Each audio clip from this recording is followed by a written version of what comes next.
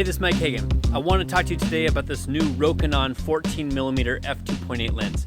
Now, I've had this lens for about a month. I've taken it to Iceland and I've shot with it a little bit out in the field for this time, so I think I have a good feel for how it performs.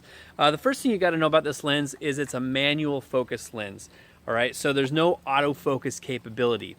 That said, this lens does have a focus confirm chip. So in other words, it integrates with the camera system, and the camera will tell you with the little green dot in the lower left-hand corner of your viewfinder when the camera is in focus. So that's pretty cool for trying to get critical focus. Now it is 14mm and it's full frame 14mm. So you don't have to be too accurate with your focus especially if you're using a smaller aperture, something like f5.6, f8, because that depth of field, the added depth of field that you get with that smaller aperture means pretty much everything from close to the camera to infinity always tends to be in focus.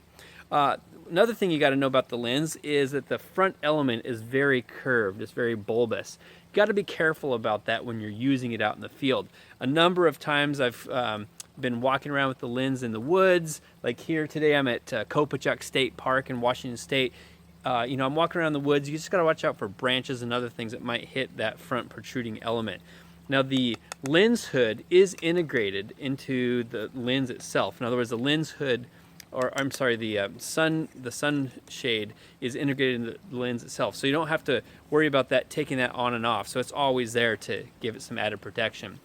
Another thing I like about the lens is the lens cap. The cap actually fits on there nice and well. It actually clicks into place, and that provides a lot of protection for it. I typically will use this lens cap anytime I have the lens on the body so that I can put it in the camera bag and the bottom of the lens, or the bulbous part, the front element, won't scratch on any sand or grit that I have at the bottom of my camera bag.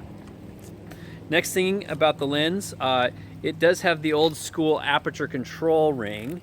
So if you have a regular manual camera or an older film camera, you can use that aperture control ring to set your aperture anywhere from f2.8 to f22. So the big question everyone wants to know is, how does it perform? Is it sharp? Is there any chromatic aberration? Those things. Well, the lens is not that expensive. You can buy this lens for around $400 or less, and so it isn't the highest end lens in the market. I have the other Nikon. I have the Nikon 14-24, and I will say that this lens is not as sharp as that 14-24, which by some counts is one of the sharpest lenses on planet Earth. So it's not as sharp as that, but it is a great lens. I shot with it for a good solid 10 days in Iceland, and I got to tell you, I'm extremely happy with every photo I've created from this lens. It does have some distortion, but that's okay. It's super easy to fix in Lightroom. You just download the lens profile and you click, Rokinon 14mm f2.8 in the lens profile correction, and voila, all the distortion's gone.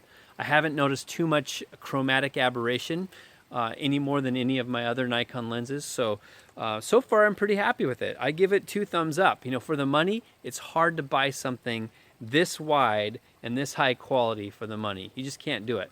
The Nikon 14-24, you're into it for $2,000. And so if you don't want to spend all that money, you're looking for a lightweight, low profile, easy to use manual focus lens, I highly recommend it.